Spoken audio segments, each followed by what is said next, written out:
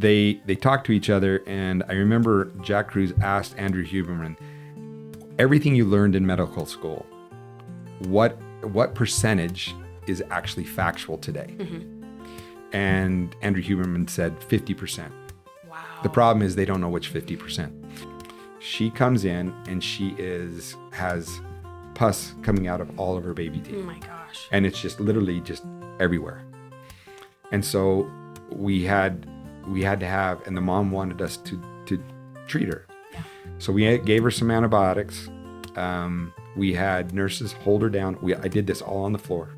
We got her numb, and we extracted every single tooth. It had to, because it was... Right.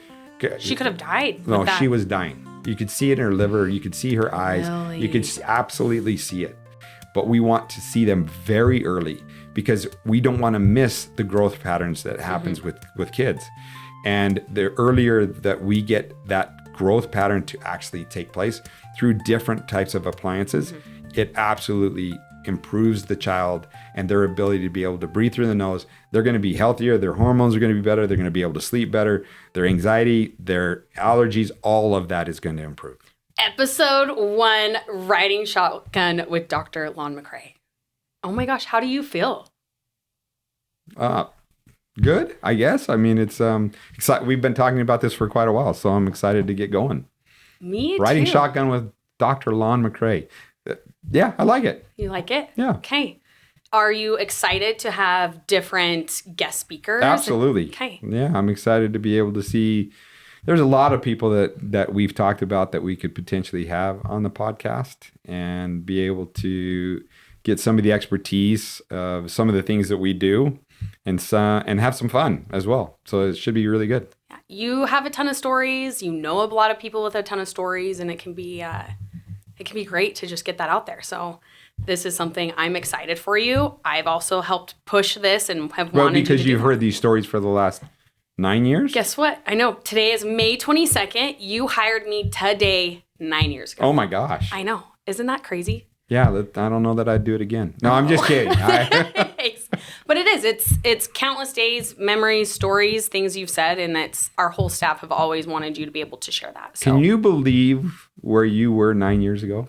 Oh my gosh, I was so scared. I was so intimidated at a hygiene school. And for you to take that leap of faith, I didn't even have my hygiene license yet, and you went there.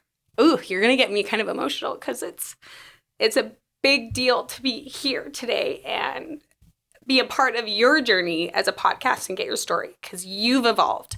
You've helped a lot of people in our office evolve, and I can't thank you enough. So, well, Jordan, you're amazing. I've seen the growth that you've done in the last 9 years has been absolutely wonderful to see. I mean, you started out as a dental assistant. You sucked as a dental assistant. I really sucked as a dental assistant. Oh my gosh, Dakota and we would come in and I was like, I hope he doesn't fire me because this is not what I went to school with. I hope when I get my hygiene license, I can just thrive. So. And now the problem is now you're transitioning out of hygiene, and I don't know that I'm so happy about that. I know. But that's why you're so amazing, because not just me. I mean, you've done it with Chelsea Hansen and helped push her to grow as a myofunctional therapist. You trained all your assistants to be phlebotomists. You push everyone in the office to challenge themselves. So isn't that what life's about? It is. Is to improve and get better. Yeah. I was not expecting to cry the first 30 seconds of this. Here we go. But yeah, here we go. Yeah. But to your story, let's start from the beginning. Why dentistry? What is your story? Okay, so when I was a little boy, the one thing, so I tell people the only real phobia I have is of needles. And it's like, well, I have no problem giving somebody a shot, but I do not ever want to receive a shot.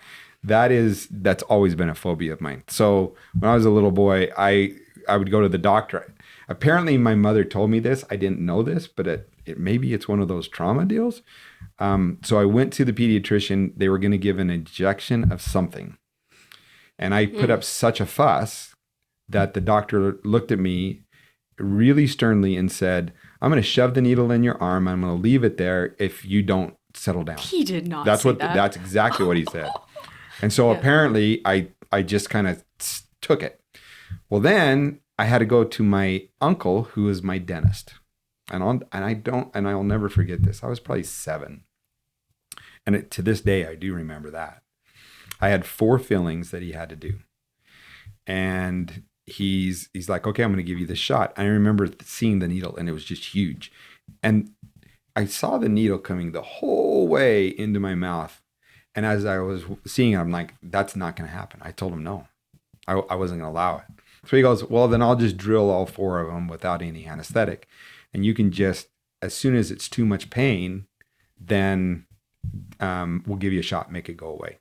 Nope. I took the pain. I sat there, grabbed the chair, and I just let him drill all of my fillings done without any anesthetic. And it hurt so bad. And I remember it, but I did not want that shot. So here I am, I'm in college. I am trying to figure out what I want to do. The last thing that I thought I'd ever do is be a dentist.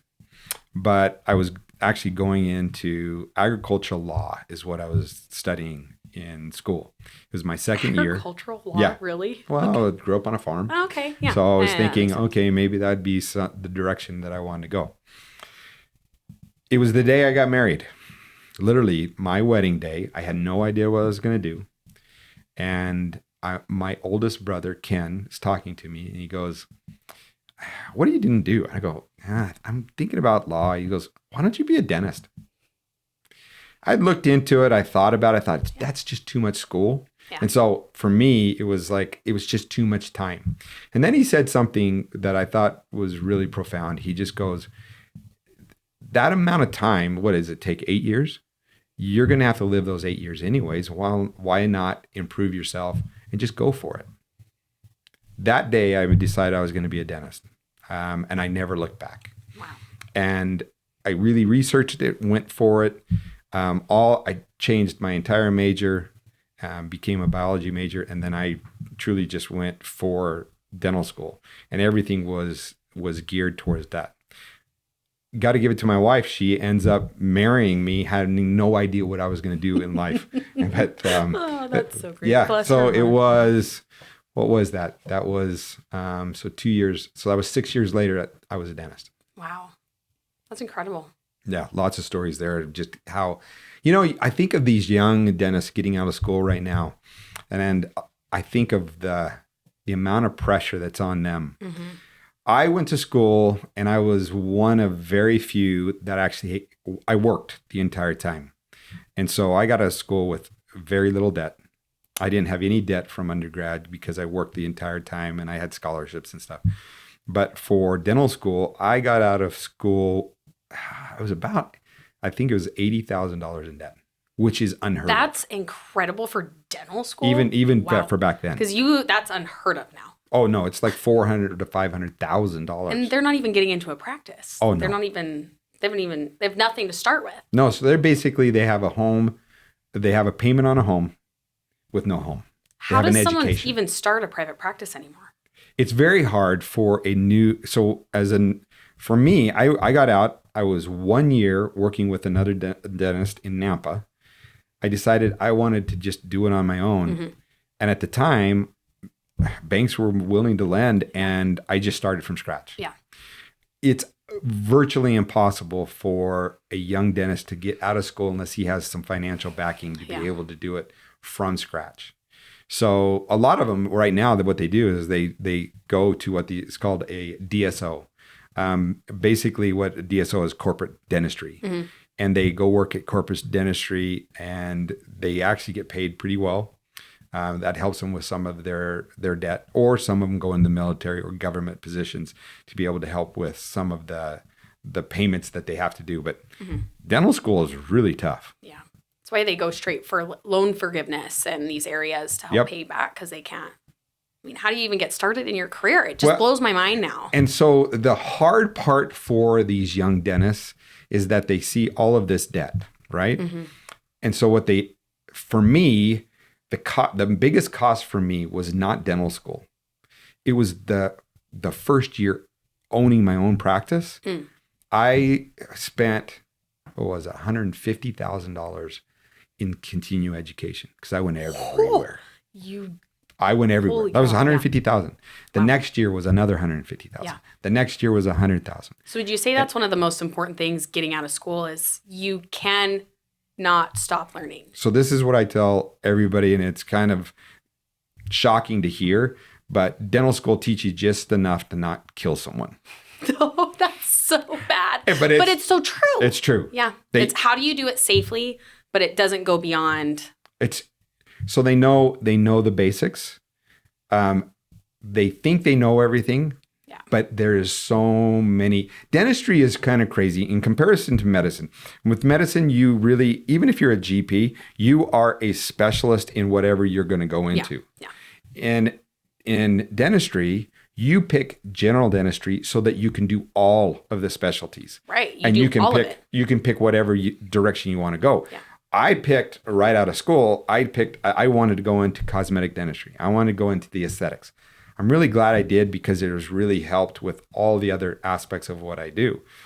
But you can go into root canals or oral surgery or aesthetics or whatever, periodontal work or pediatrics. Mm-hmm. If you're a specialist, then that's exactly what you have to focus on. Yeah. As a general dentist, you can go into any of them. You just have to learn and be at the highest level to do some of those specialties. Yeah.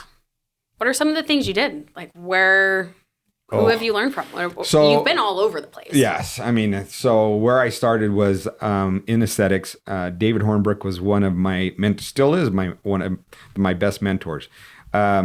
David he taught me at what was called Pack Live. That was the first real aesthetic course. We took our own patient. We flew him down. I will never forget that because I remember thinking I was really struggling as a new doctor. Mm-hmm.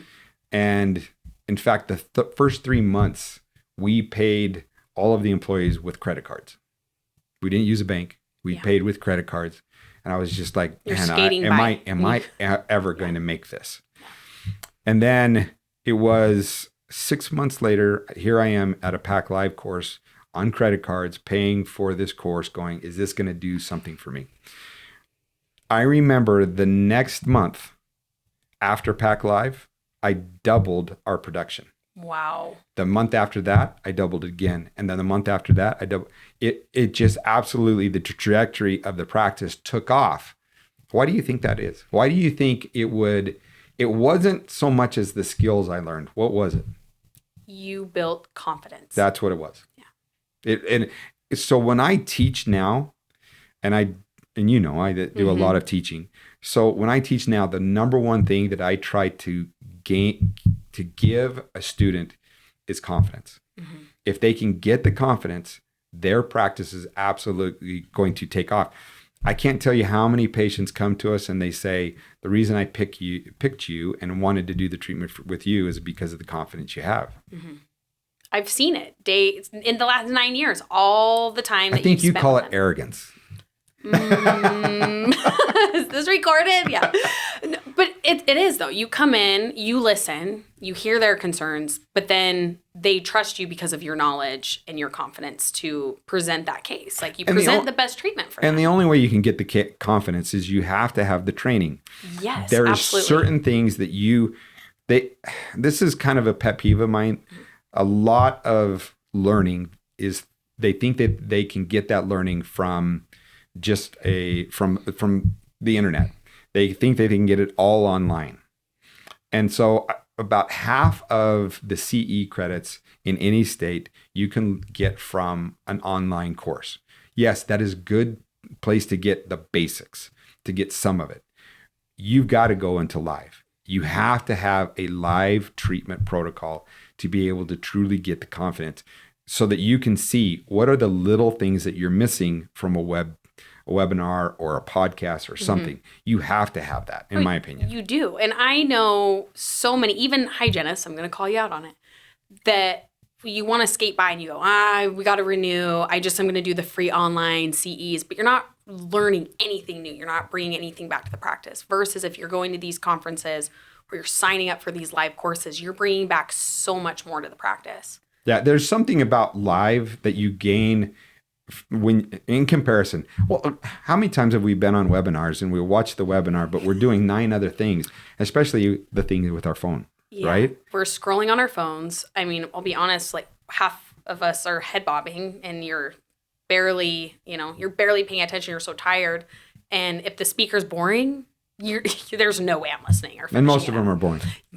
Yeah, they are pretty boring. But it's usually good information, but it's one of those things where it's like, okay, I know that, or you think you know that, or I know that, I know that.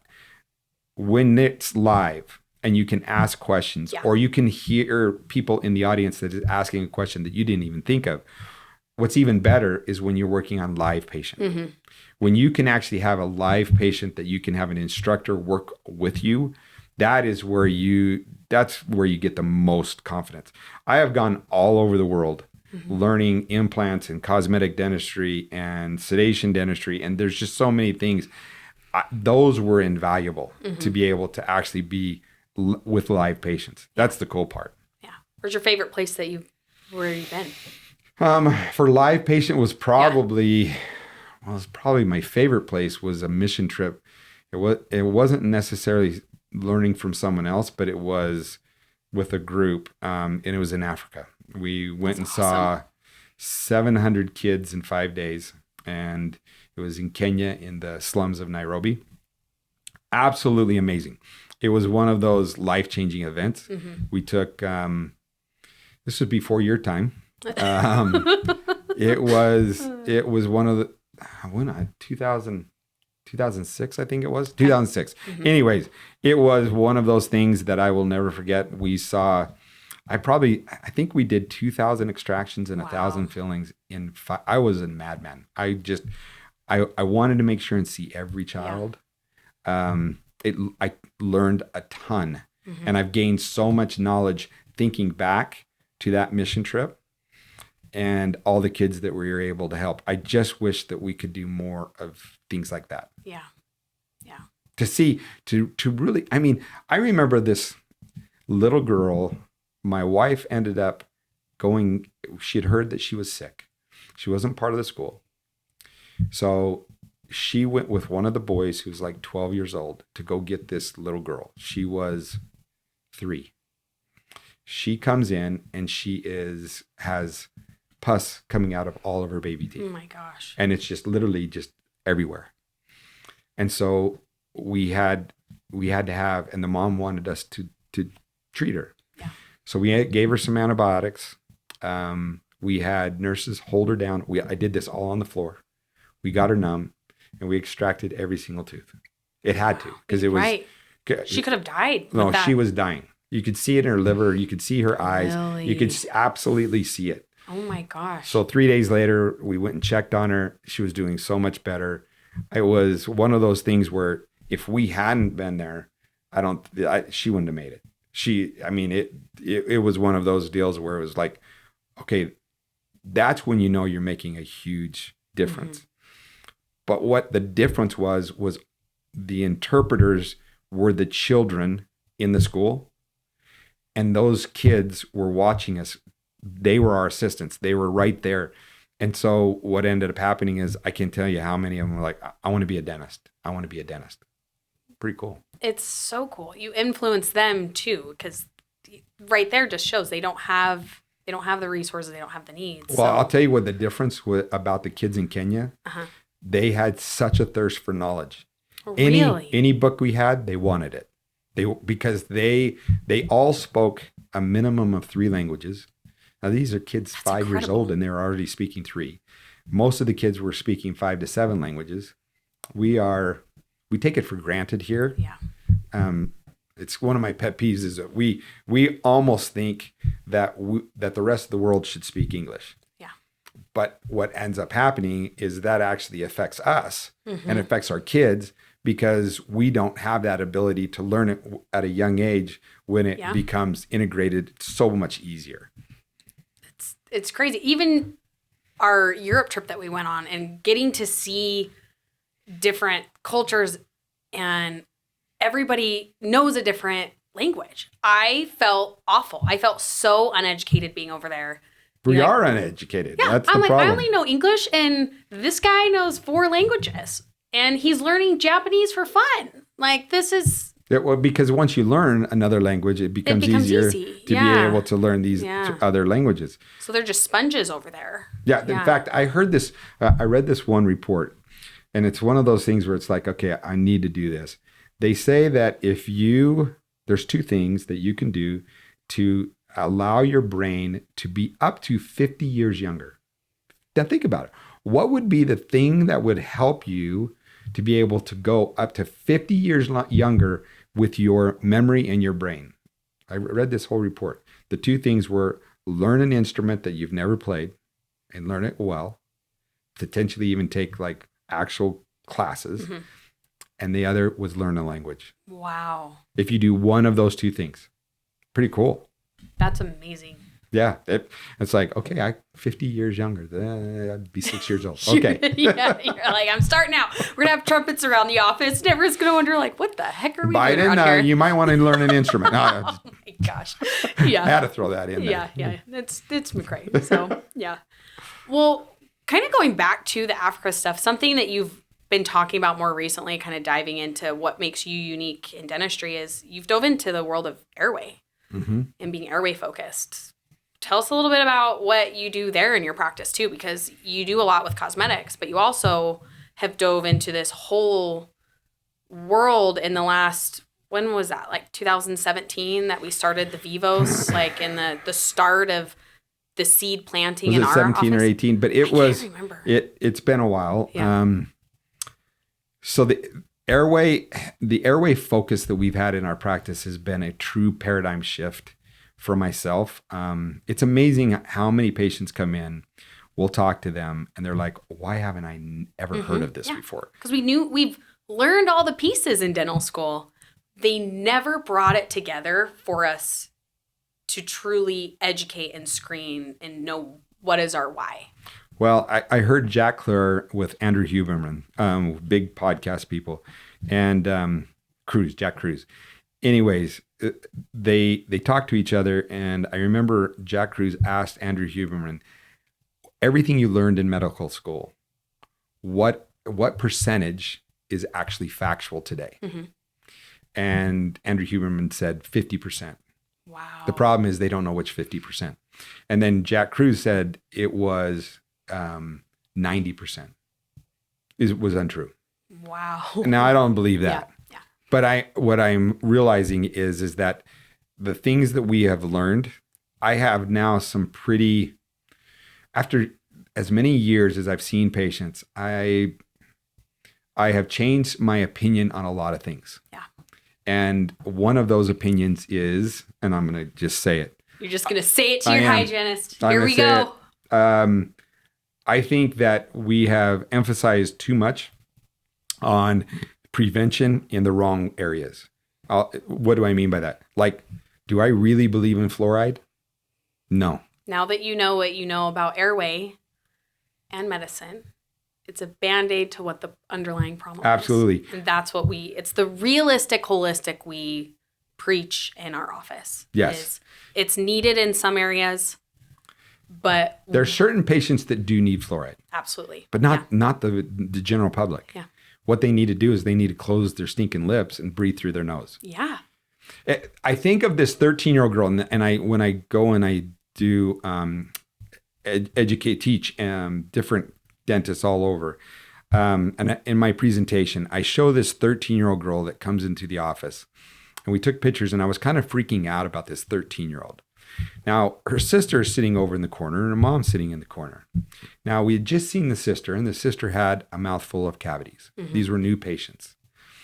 And I remember kind of geeking out because here I've got this 13-year-old, and her teeth are perfect. Like, perfectly shaped. Her palate is perfect. Her tongue is perfect. Everything looks exactly the way you want it to be. And she looks healthy. She does. Like if you look at her eyes and immediately around her face, I walk in, I'm like, okay, this is a healthy girl. And so I check her tongue and I check tongue function. And I'm like, okay, she's got a great tongue function. And then I ask a very simple question. And I looked at her and I said, now be very honest with me. How often do you brush your teeth? And please be honest. And she thinks for a minute and she goes, maybe once a week. And it blows your mind. No cavities. Yeah. No gum disease. Yeah. And I'm thinking, wow. okay, now here's the correlation to Africa. In Africa, an orthodontist would starve. Their teeth are perfectly straight. Out of 700 kids, we might have seen 20 that needed braces. Orthodontics. Mm-hmm. If you saw 700 kids in the United States, and it's not genetic, it's not because they were African American and they're the genetics that they had. That's not it. If you saw 700 kids, even all different mixed races, yeah. out of those 700 kids, maybe 20 of them wouldn't need braces. Mm-hmm. What's the difference? So this is the big aha moment. The aha moment is that we are so wealthy that we love soft foods. There's a whole bunch of things. Yeah. I mean, we don't have to breastfeed as long. The average woman in the United States breastfeeds for 6 weeks. Mm-hmm. In Africa, they were breastfeeding for 2 to 3 years. They don't have pacifiers.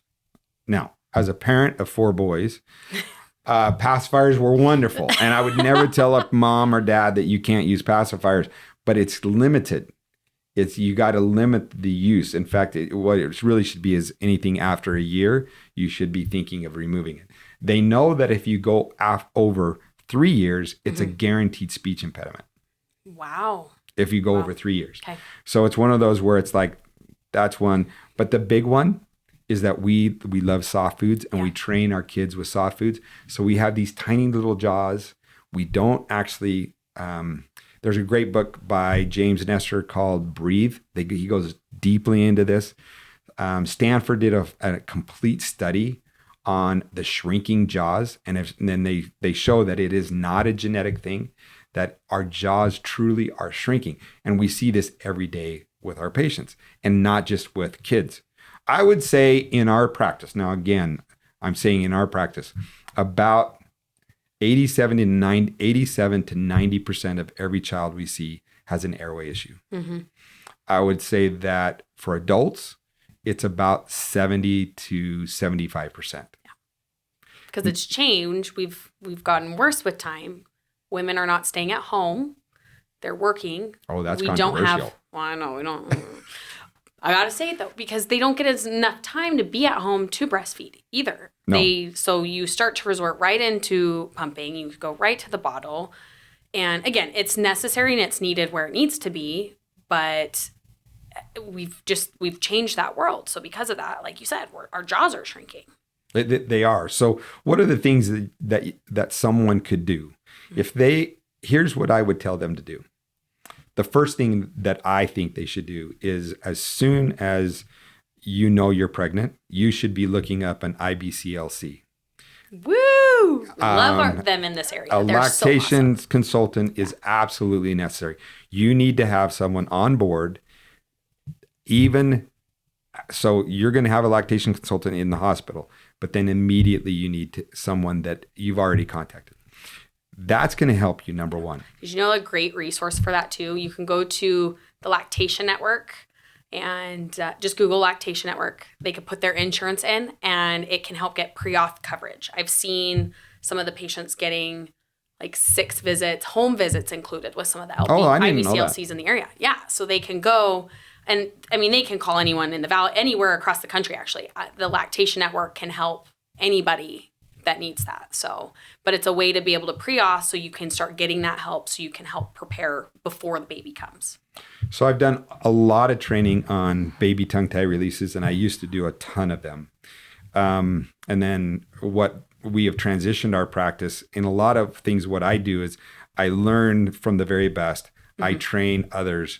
Then they actually are better at it than I am. Mm-hmm. And that's what's happened with our baby tongue tie releases. We truly believe that in fact, we even say it's a requirement now that you have a lactation consultant after the hospital, because it's one of those where we need the assessment, the feeding assessment, prior to them coming in.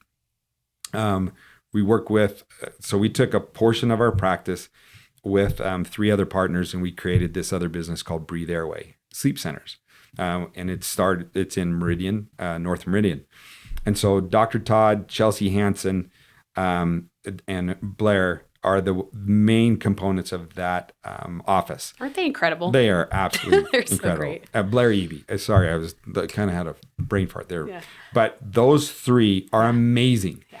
And what I've realized is that I couldn't be as caring because I am a man. I couldn't go in there and be like, I really cared about these little, in fact, it was the most nerve-wracking thing that I could do was taking a CO2 laser and being able to do the releases. We had some phenomenal results, but now they have taken it to a whole new level. It made you so nervous. What did you do before every baby? For me, I prayed over every single child. You did. And that was huge for a lot of parents, and that was huge for your staff because that also shared, even though you might not feel like you had that touch like the women do, that was something that also shows your heart with those babies as well. Like you cared so much, and it is nerve-wracking. Well, when you've got a week-old baby, yeah, you're realizing this is a very fragile individual, and for me, it calmed my nerves down. It calmed the rest of the team, and it was what an education of all the babies that we had seen and we have done. It's amazing. But that portion of the practice has gone to Breathe Airway, which now they're better at it than we are. Yeah. And not all babies need it, but that's why it's so important with being with the IBCLCs, right? The estimate is about 35%, 30 to 35%. Yeah. Now that is a genetic thing. That's genetic. But what you want is you want to make sure and start off. So what are the things to do? IBCLC, lactation consultant. Then as soon as the baby is born, have that evaluated. The second thing is that I would do is, breastfeed. Yeah. Figure out if it's not working for you. Figure out why through the IBCLC, which is the lactation consultant. Then really start thinking about when can you start to introduce with your lactation consultant hard foods. Like baby-led weaning. Yes. Yes. There's a whole bunch of things. Yeah. The next thing is think about how you can, when are you going to limit your pacifier use? Mm-hmm. And that is for every parent, but you can't go over 2 years. Yeah. So what'd you do with your boys? Like, what did you have to do when you're, did you have any of them that like did not want to let it go? Oh yeah. Yeah. We had 2 that were big time. And the best trick that we did was we got down to 1 pacifier, Binky. So they had their one favorite. They had their one and they're in the car seat. And I'll never forget, it was, okay, when you're ready to get rid of it, throw it out the window. That's so great. And they think that it's so cool to throw something out the window as you're driving down the road. Yes, you're going to litter or be okay with that. Yeah. But it was like, I remember our son finally going and throwing it out the window and then kind of had this terror look on his face. But then he realized he let it go. Yeah. And did he still cry for his Binky? Yes. And about 3 months later, he found one under his bed. And, yeah, go throwing out the window again. No, it was like he tried it. It was like it didn't work quite right. Because his habit was broke. Yeah. So what are the other things? The other thing is that earlier intervention, meaning ortho, way earlier than what we're treating now. Like guided growth. So yes, we call it facial guided growth. Oh, okay. And with that facial guided growth, we can start kids as early as sometimes 3 and 4. But we want to see them very early because we don't want to miss the growth patterns that happens with kids. And the earlier that we get that growth pattern to actually take place through different types of appliances, it absolutely improves the child and their ability to be able to breathe through the nose. They're going to be healthier. Their hormones are going to be better. They're going to be able to sleep better. Their anxiety, their allergies, all of that is going to improve. What's awesome with Airway Focus is it's a collaborative effort of a lot of different interprofessionals. And I feel like in the infancy, when we really started to transition in the office, we didn't realize how big that was, but it's massive now. Well, and it's what you're seeing is it's hitting the mainstream with GPs. Yeah. You're hitting it with some orthodontists are embracing it. Most are not. You're seeing that it's hitting the news media more and more. but we're at the very beginning of this. My Truly understanding. opinion, I think all orthodontists should hire a myofunctional therapist in office. Wouldn't that be something? Wouldn't that be incredible? It's huge, and so because it's part of it, or at least like they work a little bit with speech therapy, but I feel like. But what's a myofunctional therapist? So a myofunctional therapist, from the best way for me to describe it, is a physical therapist that trains your tongue to be able to go up to the roof of the mouth. The purpose of the tongue, and think of it this way, and this is what I tell patients all the time. If you have a nice wide palate and your tongue is strong, your tongue should, now those that are listening to this, think of where your tongue is most comfortable. Without talking or eating, your tongue should immediately suck up into your palate. Okay. If it sucks up into your palate and easily fits between your teeth on the top, that is the architecture that makes the perfect retainer to keep your teeth where they should be. So if it goes up there and it feels really comfortable to actually not just sit up there, but really be sucked up into it, then any position you go at night, you'd be a dedicated nose breather. If you're too narrow, and the majority of, let's just say, actually, I would say the majority of the world is too narrow. We use this verbiage, and whether it's right or, I mean, it's correct in the fact of it gives us a starting point. We'd like to see women 37 to 39 millimeters With between their molars. Okay. We'd like to see men 39 to 42 millimeters. How often do I see it?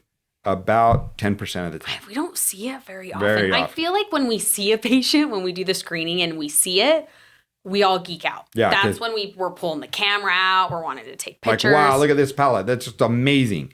We see more borderline where we're like, well, you could, but you need to strengthen your tongue to be able to do its job. Yes. And so what is a myofunctional therapist? A myofunctional therapist is the physical therapist that trains the tongue to truly go up there without even thinking about it. So they help with tongue dysfunction and swallowing. Ultimately, the goal is to help them be a dedicated nose breather. Yes. And so everything else to help a patient sleep and to be able to be able to breathe through their nose is all a Band-Aid.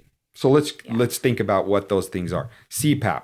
CPAP, you're Darth Vader for the rest of your life. It is truly the biggest Band-Aid. I don't know why insurance is so for it. The other one is, and these are the treatments that can truly be done. So you've got CPAP, then you've got Inspire. You know what Inspire is? It is. Yeah. So that's like, it's not, think of a pacemaker for the heart, but it's a pacemaker to help initiate your response to breathe. So they put this pacemaker underneath your skin.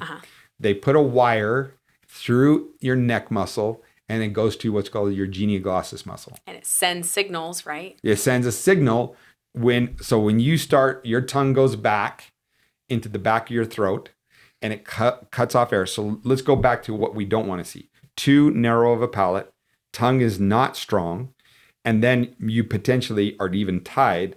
When you become relaxed, your mouth will open because there's no seal. Yeah. And then the tongue will go in the back of your throat, cut off your airway. Brain says, I need oxygen. Clench teeth. And this is what we see with a lot of patients. Clenching and grinding is like huge. It's more like the silent sleep apnea is your clenching or grinders. Now, not all patients are like that. They say 5% is not because of airway, but we just immediately think. Right. When I see a patient that has a lot of grinding, I immediately you gotta check it out. I gotta see if they have an airway issue. Yeah. So that's where it's been a big paradigm shift that we've kind of done. But let's go through the 5 treatments. What are the true 5 treatments that can be done for a patient? One is Darth Vader's CPAP. Okay. And it's about, depending on the study you look at, it's about 56 to 84% non-compliance. Yeah. What is compliance? I think it's 4 hours, 5 times a week. It's not sexy. I don't wear it. Well, no, I don't wear that. It is, well, it is definitely not sexy. We hear of patients that are always, now they're 2 different rooms. Yeah. My family, I've had family members that when I've gone over, they're like, oh, this is my, aunt's room and here's my uncle's room. We sleep in separate rooms because I don't want to be around a CPAP. Yeah. And that's normal for them. And so, and the problem with it is it truly is just a big Band-Aid. they've had problems with, can they truly even keep a CPAP clean? That's one of the problems that they've had. So CPAP is not the panacea that everybody makes it out to be. The other one is this Inspire, where that wire goes and it goes to the genioglossus muscle. So that has this monitor that you put by your bed. And then if your tongue goes in the back, it actually sends a signal without waking you up to shoot your tongue forward. Oh my gosh. So we had a patient. You're basically a lizard. We had a patient who actually, I can't believe I'm doing this. He's telling me about it, and he had, it's really expensive. Now his insurance covered it, but it's like 40 to 70 grand. What? For Inspire? It's really that much? It's really expensive. And so he had the procedure done. He said he actually likes it. But they tell you to titrate it, to turn it up a little bit every night, and they want you to get to a high level. And he's like one of those where it's like, well, I'll just turn it to a high level. He's just gonna try it out. Yep. So he turns it to a high level, and he's sitting there, and he goes, I fall asleep, and all of a sudden, because he fell asleep, his tongue goes in the back of the throat, and he wakes up, and it wakes him up because his tongue is like, and he's trying to turn it off, and his tongue is, and it's going, and he's trying to shut it off, and he finally gets the dial turned down, and he goes, it was the weirdest thing. Because you can't control it.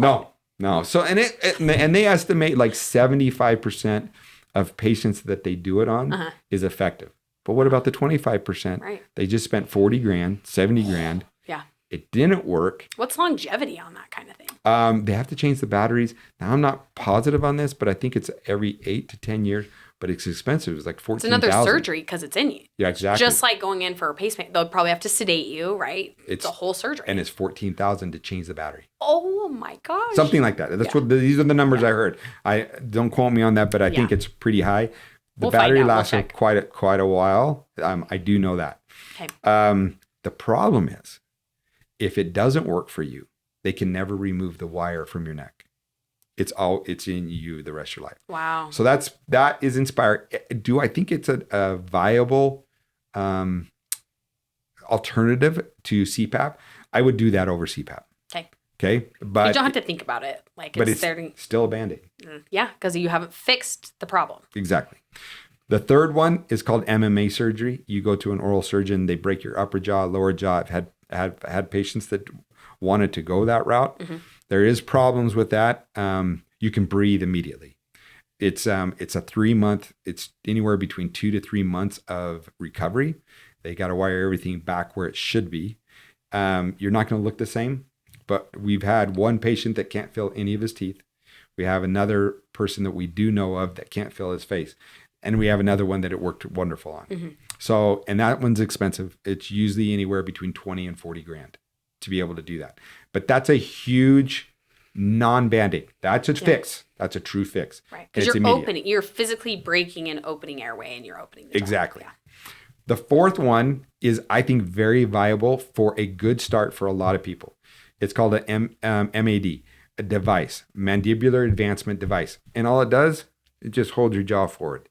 Tons of them on the market. You got to see a good dentist that knows what they're doing when it comes to that. And sometimes medical insurance will cover it. Through Breathe Airway, we went through the medical model. And so we found that there's an approach that you've got to do. Yeah, you got to go through an approach, but there is some medical insurances that will cover your MAD device. And it runs anywhere between $1,500 and about $4 grand, depending on the one that you use. Most of them are in the $2,500 range. Okay. That's not, compared to the other options. Yes. And so what it does is just, it's like the one we like is called Prosomnus. It's almost like an Invisalign tray that you wear on the top and the bottom, and it just keeps your jaw where it needs to be. The difficulty with those long term is that you could get some issues with your temporomandibular joints. Okay. And so we're a little bit hesitant saying this is a long term fix, but we've had patients in it for years and years, and they love it. Yeah. It is, but that truly is a Band-Aid again. Then the one that we like is the fifth option. The fifth option is what Breathe Airway does the most. And that is a series of 3 things that we look at. Expansion, upper and lower jaw, even for adults. Then it's myofunctional therapy, a true physical therapist that is going to train your tongue to be where it needs to be. And that is vital to everything that we do because it has to go up and it has to seal. And then the third is a surgery underneath your tongue to remove the ties if it's necessary. Do you feel like a myofunctional therapist is almost the quarterback of how the treatment goes? Because you do the therapy with them, you figure out what the dysfunction is, and then you go, okay, is this restriction enough to where we need to do a release? And they collaborate and they help be that communicating factor with everybody? Or if you have an airway problem, you need a myofunctional therapist. Yeah. The myofunctional therapist has to be the one that says you're ready for surgery. Okay. There's times that we want to start myofunctional therapy immediately. Yeah. Or we start with the expansion. Okay. As soon as they can get into myofunctional therapy, that we want them into myofunctional therapy. What kind of expansion? It's not surgery. It's an appliance. Sometimes it's surgery. It very, very seldom is it surgery. But yeah, it's appliance, and there's a lot of different appliances that are out there. The best one we like now is it's like Invisalign but on steroids. It's all done with a treatment planner, which is an orthodontist that we hire to be able to help us to be able to make sure that all of the treatment is done at the very highest level. Great. That's awesome. Yeah, and the majority of these are wearing them all day, but sometimes you only have to wear this at night. Yeah. So it depends on the patient. Every patient's so different. Kids only have to wear it at night. That's great. That's awesome. Yeah, so really we're talking the treatment protocol anywhere from 3 to 100. Right. And a lot of that depends, again, on your diet and your lifestyle. If you're going to do a lot more soft food diets and we don't have that guided growth, then you really need to have those appliances and the mile munchies or the mile braces to help guide the growth if we're not living how we were meant to live. And what I say to patients is, here's the symptoms that I look for in a patient. So I'll look at the signs. Sometimes I can walk. It's kind of sad because I can literally walk down in an airport and I can go, okay, nose breather, mouth breather, mouth breather, mouth breather, mouth breather. And okay, nose breather, mouth breather, mouth. And when you learn it, you cannot unsee it. You can't unsee it. Exactly. And we're sick. We're sick in America. We're not sleeping. Oh, I thought you were saying we're sick. No, we're not sick. Yeah, no. yes, we are. No, people are. They look ill. No, we're a little sick too because we judge people immediately and go, okay, yeah, you're not very healthy. You're not. It makes me feel like as a hygienist, it's been 9 years since you hired me, that I've been doing a disservice before we knew that. There's always, you need to brush better, or your periodontal diseases I know you're a mouth breather because this area is red on the very front, but I can't treat it, or, where you hit those gray areas and now it's like, we know. And when you know, you can't go back. No, you can't. You have to talk to people about it. Yes. And so everything that we learn is, okay, you need more fluoride, you need to brush better, you need to floss, you need to do all these things. In reality, you want to know the most important things. Get those lips completely sealed and breathe through your nose. If you do that, then you look at the biology. I think God made us really good. And the biology is that our saliva carries the buffering agent against the bacteria, which is the acid that attacks teeth. Absolutely. And your natural filter, your nose, your nitric oxide. Yes. I mean, you really look at just, okay, that's a whole nother thing. I know, there's so much. Good thing we've got this podcast started so we could keep going through it later. Yeah, we can go and let's talk about breathing on another podcast. Yeah, let's do it. Because if you look at the science of just what happens through the nose or the mouth, we can go through that. Yeah. But it is a passion of mine when it comes to airway. Yeah. It's not the majority of what I'm teaching about right now. But it's one of those where we've made the paradigm shift with our practice, and we've seen huge improvements for our patients, especially when it comes to kids. That's so amazing. Let me tell you the symptoms with airway. Okay. Let's go through those. And this is what I ask patients. And so if you're listening to this podcast, think about who you are and do you have any of these symptoms. I say if you have 2 or more of these symptoms, you might want to get checked out. Okay. There's 10 or 11, depending on what I remember. Okay. Allergies, asthma, ADD, ADHD. Do you have any of these? Do you have difficulty going to sleep? Do you have difficulty staying asleep? Sleep talking, sleepwalking, snoring, or night terrors. I put all of that in one category. Sleep talking, sleepwalking, snoring, or night terrors. Do you have a hard time concentrating throughout the day? Are you tired throughout the day? And do you dream? So these are the questions we ask. Now, if you dream, the question is, and patients always say, yeah, I dream. Do you dream once a night? Do you dream once a week or once a month? Mm-hmm. So it's many like times. Frequency. You have to know frequency. Yeah, they'll say about once a month. That's not normal. What's normal?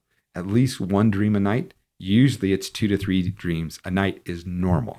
And it's like it can't be like, so it's not necessarily a movie, but it's like, you dream, but you got good sleep. And you it might doesn't mean you might not remember it. Exactly. You're not. But like, oh, I had a dream. That was kind of weird, but I don't remember it. Yes, but you knew that you were in a dream state. Yeah. So there's a lot of things that can be done. So if you have 2 or more, we highly recommend that you get checked out. Yeah, get a consult. Yeah. And probably if you have I have so many patients that have like 5 or 6 of these. Yeah. Most likely you're going to need a sleep study. And the sleep studies have gotten so good nowadays. Yeah. You can do everything at home. You don't need to go to a sleep center. If it's really serious, potentially you might have to, or a child might have to do a sleep center. But we like it when you do it at home. And there's some great tests. There's a test now that, by what's called WatchPat, where you put a probe, you put a watch, and you put a probe right here. And that you go home, you put an app on your phone. It goes to our sleep doctor in New York. She reads that report, sends it to our team, and then they can, like within 2 days, have your sleep report done. It used to cost like $5,000 to $7,000. Now, because of Breathe Airway, almost all of those are usually covered by your medical insurance. Mm-hmm. If not, then it's usually about $350 for your sleep study and your exam to be able to do that. That's great. Out of pocket, like if you have to pay that out of pocket to know the baseline of your health, I mean, that's a no-brainer. Because all you have to do is Google not getting enough sleep, and all of the things that it does physiologically to the body is absolutely astounding. And one of the big ones is hormones. Your hormones are going to be way off. They're now saying, which is really hard for me to hear, because I'm only getting about 6 hours of sleep. They are now saying that it is more important for you to actually get 7 to 8 hours of sleep than even exercise, which I'm going, because I get up to go to the gym and I'm trying to figure out how to get more sleep. Yeah. Wow. Amazing. It's awesome to see that change in the practice. Yeah, and I think the whole team has really, we've got a large team. You were there. I taught the whole team, and to see them embrace it. Mm-hmm. But what's really cool is when I go and speak, all over the country, and if I'm speaking about airway, is to see the light bulbs go off in other people. And so it is taking off because it explains a lot of the things we could not explain before. Yeah. And we are at the infancy of knowing about airway and how to treat it. Yeah. So that's the cool part. It was amazing. A couple of those lectures, I've seen you because I've been to some of your lectures. I've traveled with you. And the people that flocked to you at the end, and they're like, okay, do my airway assessment. Do I have a tongue tie?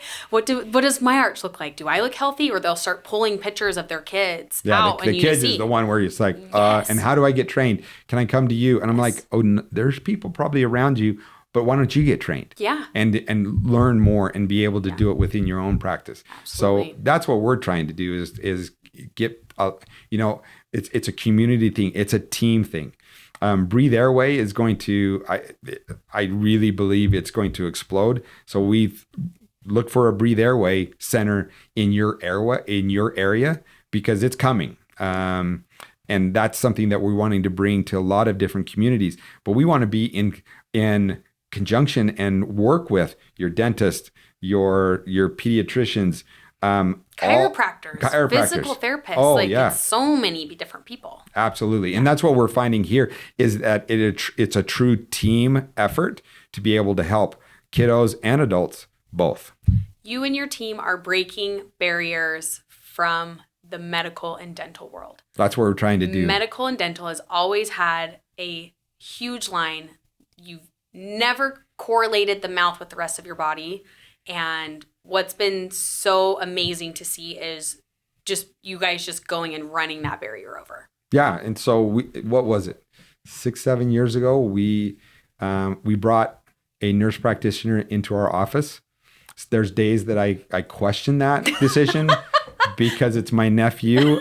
People say, "Are you brothers? Are you his dad?" I mean, it's just, yeah. Anyways, John, so we call him Dr. John. I'm Dr. McRae. He's Dr. John. It's been awesome. And it's been amazing to see. It's called Mountain West Medical. And we've seen the transition that they've done. So we've taken part of our team. And at the beginning, it was just Dr. John and our team. So we didn't hire any other employees. And we had a full medical practice within our dental practice. Now, that medical practice has changed because they used to do a lot of regular GP stuff. Yeah. He's now changed mostly into aesthetics and into hair. I mean, the hair restorations that are done in our dental office in specific areas that we have created to do hair. I mean, it's absolutely astounding what he has been able to do. I think he is one of the top. I know this. He's one of the top in the Northwest of with hair restorations. The lives you guys change with hair restoration and teeth. Well, I got it done. It looks so good. Yeah. In fact, I got it done twice. I was patient number 1. Yeah. And in fact, I was the other day, I was looking at my hair and I was like, you know what? I'm so glad I did that. Yeah. It's not a fun process, but I am really glad I did it. Yeah. That's so awesome. Well, to dive a little bit into the other things. I mean, we've gone through what you do in dentistry, cosmetics, airway. There's a big component we haven't talked about yet is your implants and your smile designs. And so that's my right now. That's one of my big loves is, I mean, I just saw a patient today older gentleman. He has a really long gray beard, like Santa Claus. I mean, and you can't see his face. He grew out his hair really long. And so if you saw him, you would think that this person has, he almost looks homeless. Best way to be able to say it. So he comes in and I look at it. He has no teeth on top. He has 4 teeth in the front. And I think of all the years that he's gone and probably the pain that he's gone through. And the emotional and physical pain. Yeah. And so today it was a hard surgery because we sedated him, but the sedation meds didn't work as good as we wanted to. But we got through it. We placed 6 implants on his top jaw, 6 implants on his bottom.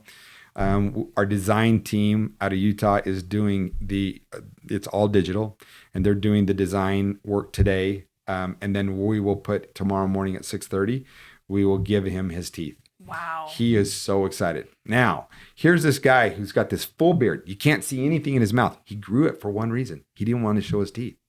Wow, he grew it to hide his smile. Men smile. grow it right now because they want to have a nice beard. For him, his big thing was, I want to hide everything. Mm-hmm. So I walk in today, and he'd shaved everything off except his... He shaved it? Wow. And he's like, I shaved because I knew it'd be easier for you. I thought, he's a sweet guy. Anyways, we ended up placing all of his implants.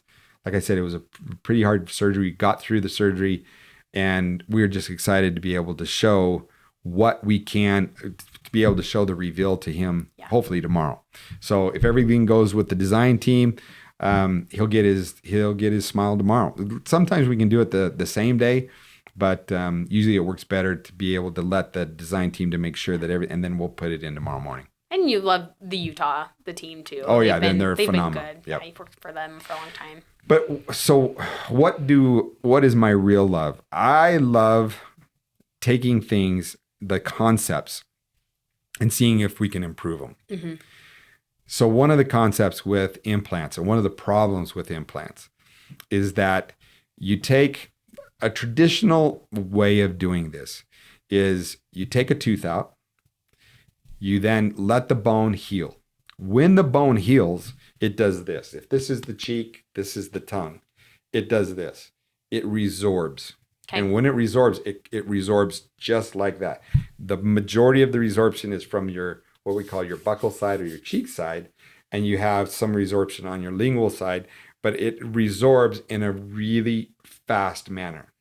And the most resorption is in the first 6 months, but then it resorbs the rest of your life to where you get less and less bone. So I like to use the analogy of dirt around your fence post. So when you take the fence post out, your dirt leaves. It's gone. We want as much dirt as we possibly can to be able to plant the next fence post. So the traditional way of doing an implant, like I said, you take the tooth out, you sometimes place a bone graft, but even with bone graft, you're going to get some resorption. Then 6 months later, we go in, you place the implant, you got to let it heal. And it's anywhere between 4 to 6 months after you place the implant in the bone that is already resorbed, then you get your tooth. So you're anywhere between 8 months to a year in the traditional way of doing an implant. The other problem is the tissue that it goes over that implant. So again, you got the screw inside. We use what's called an abutment. An abutment is what goes on top of your implant when we place it. Then your tissue heals to that abutment, and it's called a healing abutment. After it's healed, then we take that healing abutment and we remove it. When we remove it, we know that it's called Sharpie fibers or hemidesmosome area that actually attaches to that healing abutment. When we remove that, we're ripping all of that tissue. So we rip it. Now we put your impression coping to take your impression to send to the lab. We put it in. Again, it immediately starts to heal. It's only in there for like 30 minutes. We take that out. We take that old healing abutment, we put it back in. Now there's no way it's going to heal as well as it did the first time. And so the tissue doesn't heal as well. Then 2 weeks later, when your crown is ready to go in, we take that out and we rip it again. We've done 3 rips. This has been always a problem for me and thinking, okay, this is not good. There's got to be a better way. There's got to be a better way. That's a 3-stage implant. A 3-stage implant is where we take the tooth out, you let the bone heal, you put the implant in, you let it heal, and then you eventually put the crown on 8 months to a year later. The problem with that is when you have to take your abutments on and off, you are literally ripping all of the tissue that is healed around your abutments.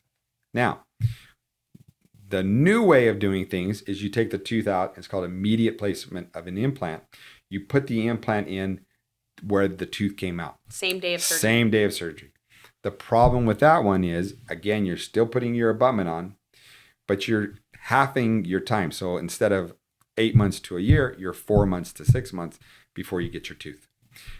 What the problem with that one still is that you do get some resorption, and then that abutment, because it's a little bit bigger than okay, let's think of it this way.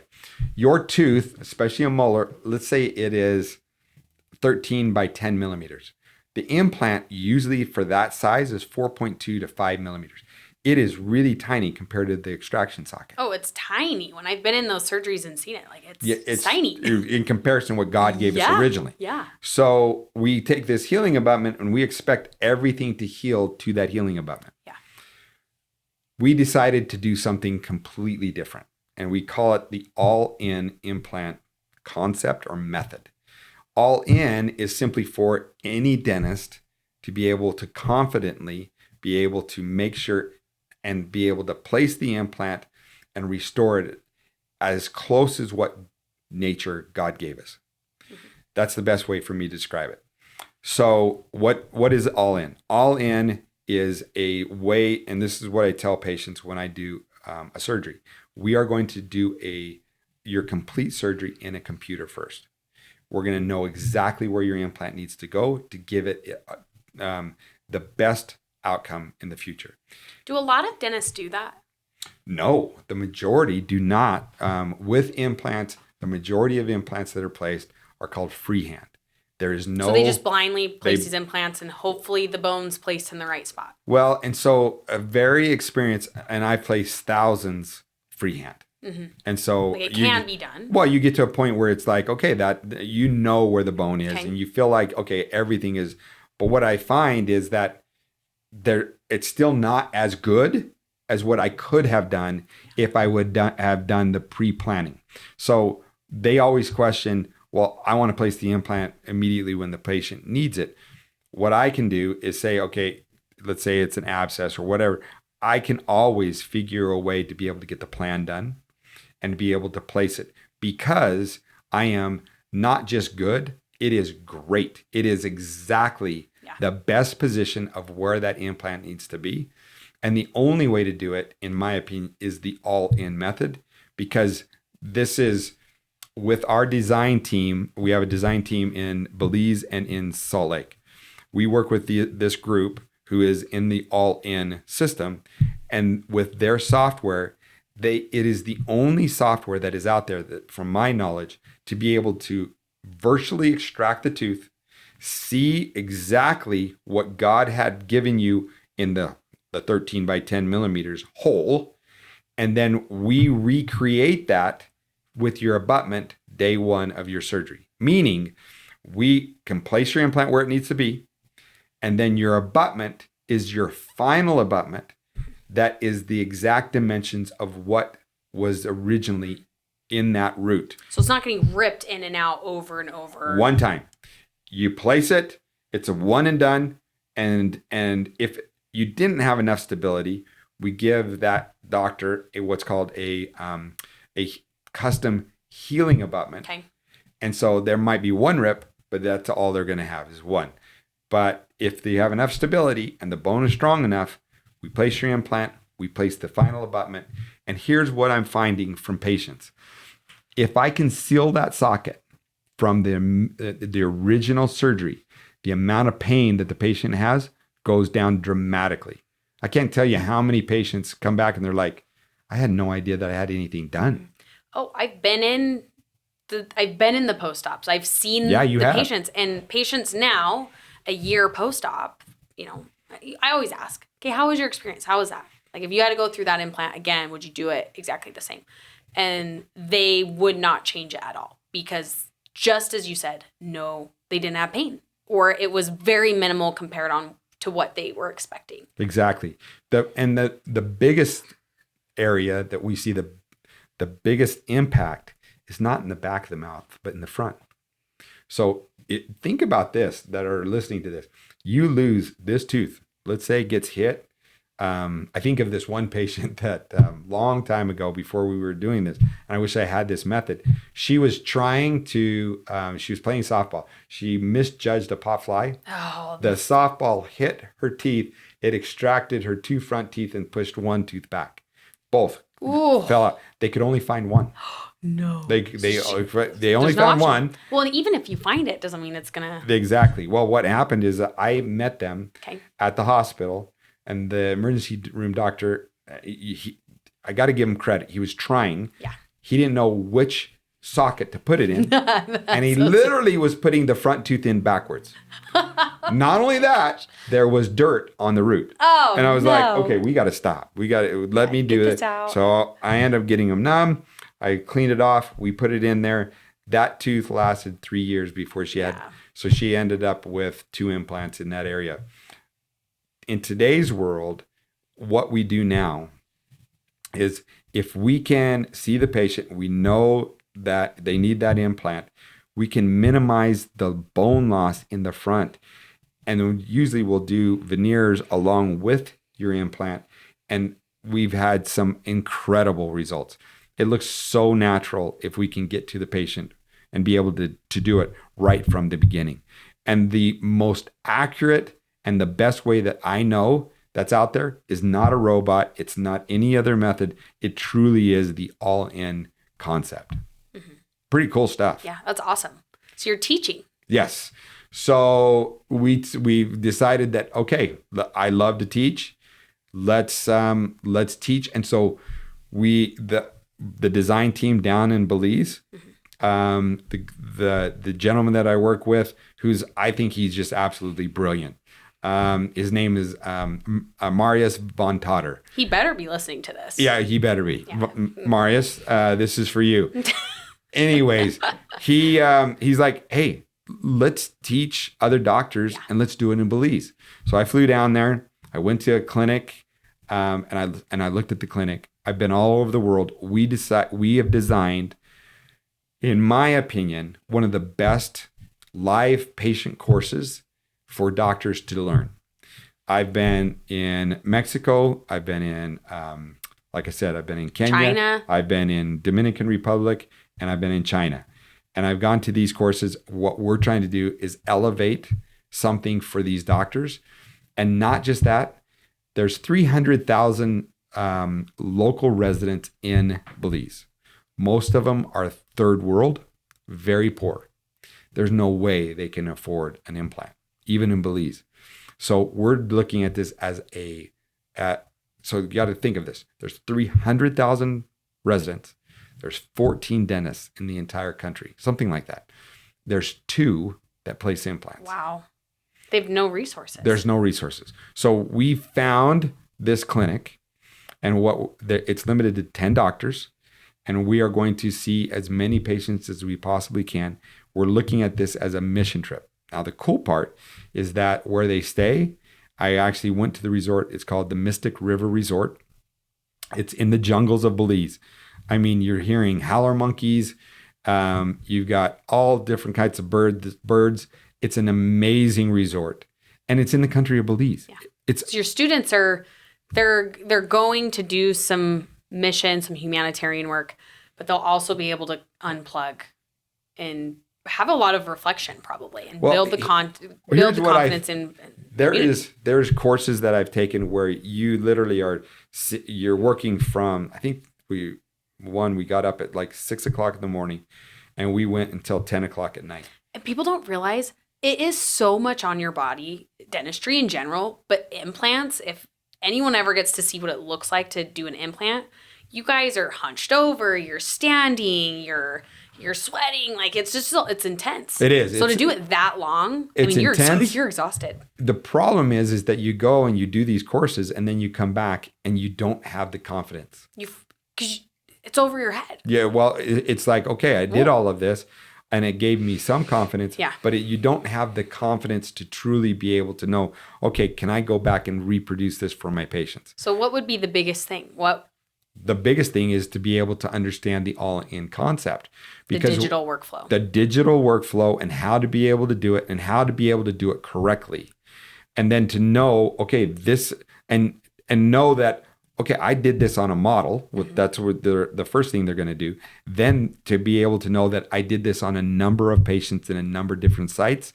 And once you get the concept and how it all flows and how it all works, and see the success for these patients, then that gives you the confidence to be able to take it back to your practice. I often say the most expensive implant out there is the one that fails. For these, so if you say, okay, well, there's different companies, 350 implant companies. I don't care. Pick an implant. We like certain implant companies, and there are certain ones that we feel like gives us the best options, especially on the restorative side of it. Mm-hmm. What we do is we will steer you to what we think is the best, but ultimately that's up to you. But the most expensive implant isn't the implant company, the cost of that. It's the one that fails, because now you're responsible for that patient. Mm-hmm. I just saw a patient the other day, came from another doctor locally. He placed 2 implants. He had no idea why it failed. It wasn't just a fail. It was a complete, it was a huge abscess. The patient was really upset. And so I'm looking at this. I ended up, and I always look at it as a team approach. I ended up saying you should get a second opinion. She ended up going to a friend of mine who's a great oral surgeon. He agreed. It was just a really bad situation for this patient. I don't know the surgery that he did. Here's what I do know. There's no way that he did this with a surgical guide. There's no way that that he did it with the least amount of trauma to that patient. Because when you see what I saw on her, what's called a CT in a 3D image, I can actually see all the way around that bone, and it is all gone. So now she's got to go back into the process, and she's got to have another surgery. So she's going to have all of the abscess removed. She's going to have new bone grafts done. After the bone grafts, then the implants can be placed. And so she's got to go through all of this, not just once, but twice. That's hard on a patient. That's hard on the doctor. And we just don't want to see that. Then that's called loss of confidence. Yeah. So we're trying to give the most confidence to these doctors. And if they go through this training program, we're going to guarantee you're going to walk away with a ton of confidence, because you're going to have all the tools necessary to be able to go home and do it with your patients at home. It's incredible. And this Circle's background is you finished dental school, you did all these courses to help build your confidence. So your big thing is you want to be able to do that going forward for others. Exactly. Best techniques out there. I love to teach. I love to see the light bulbs go off. I've taught a lot of different courses all over the country, actually all over the world. Mm-hmm.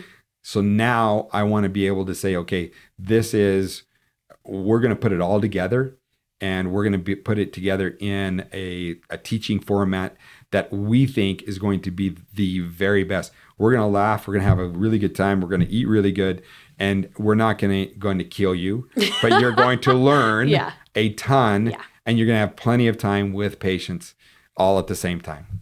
Yeah. In a beautiful country, Belize. Yeah. It's incredible. How do you do all the things that you do? Because it's a lot. Like, even what we've covered today doesn't even scratch the surface. One, of your stories, the conversations in the office, the hobbies you have. Like, people don't even know all of those outside of it, and all that you and Holly do. Like, there's a lot. Like, how do you do it? Boy, that's a great question. Maybe it's just what I know. Yeah. And it's one of those things where it's like, I truly think that life is about giving. Mm-hmm. And I love to see the transformation that you can do with somebody's smile. Mm-hmm. And I've done, thousands and thousands of transformations. And there's little things that we can do to be able to make it just perfect for these patients. And so, when I can do it in my own practice, that's one thing. But when I can actually show another doctor to be able to do it in their practice, and to be able to show them so that they can learn, that really is what life is about, is be able to I often think of Stephen Covey, and Stephen Covey talks about, there's two concepts in business. One is called the zero-sum game business, or zero-sum game philosophy, and the other one is the abundance theory. So the zero-sum game is this. Let's just say that we're hairdressers, okay? Mm-hmm. I don't know why I thought that. Me neither. I'm like, a hairdresser. But let's just say we're both hairdressers. Okay. Sponsored by Dr. John at Medical. So you have a hairdress salon. I have a hairdress salon, and we're across the street. Okay. Zero-sum game is this. Zero-sum game is the only way for me to succeed is to destroy you. So I want every bit of negativity that I can to be able to figure out how to destroy you. The other option is the abundance theory. The abundance theory is there's plenty of work. Let's both learn together. Let's become friends. Let's actually learn and grow. And when I grow, you grow. And when you grow, I grow. So I truly try to embrace the abundance theory. If I go out and I teach other doctors how to be the very best, it makes me that much better. Mm-hmm. And I have learned a ton of just recording my surgeries, taking pictures, and thinking about how to be able to make other doctors better, because I'm constantly, and with Marius, we are working constantly on improving. I mean, taking little concepts like how do we split the root of a tooth and be able to make it easier for doctors to be able to do it? How can we do what's called a PET, partial extraction therapy, make it easier for them? Can we make a sinus lift actually easier for the doctors? Can we do it all guided? We're figuring this out, and we've done this now all through a guided way, so that the other doctors, the doctors that are going to be taking these courses, they're going to be able to do it as well. They're going to benefit from your experience in surgery, and they're going to learn from those. Exactly. And you guys, and just like you said, you and Marius have learned. So now this is where you guys want to just share. You want to share all your knowledge. Absolutely. We want to share all of it. Yeah. Yeah. Yep. We don't want to hold back. We want them to be able to truly be able to gain it. But I mean, now you're part of All In. I know. So that's where patients right now they're kind of losing it. I'll be honest. They're like, Jordan, what are you doing? And I'm like, well, it's because of McRae. You know, I've grown, started as a hygienist and, into marketing. Now you brought me on with the All In Implant Academy, the chief of staff. I think I'm running it. I think I'm helping keep all of you boys in line. So it's a lot harder than I thought. Sometimes I'm like, maybe I am a better hygienist, but it's so great to be a part of that. And that's one thing I'm very appreciative that you don't just want dentists to grow. You want everybody around you to grow. Well, you asked, I think, and I realize this. You asked, how do I do it all? It's because I don't do it all. I have great people around me. We have a great team with the All In Academy. That it's not just me. I don't want the All In Academy to be Dr. McRae. My vision is to grow this thing into the point where you might not even know who I am, but you'll know the name All In Academy. And that All In Academy is going to be the greatest instructors and lecturers in dentistry. Maybe not just dentistry, maybe it's healthcare, period. And we grow this so that everybody can truly be all in. I love it. I love it. Well, I'm looking forward to so many more podcasts, whether I'm having dialogue with you or we bring in some awesome guests. I mean, we have patients with some incredible stories. Yes, and we can learn a lot from just their experience. So I'm really excited to bring some more people in so they can see more of our day-to-day in McRae Dental. Yeah, I think it's going to be awesome for us, and it's going to be fun. Yeah. Thank you, Jordan. Yeah, thank you, Dr. McRae.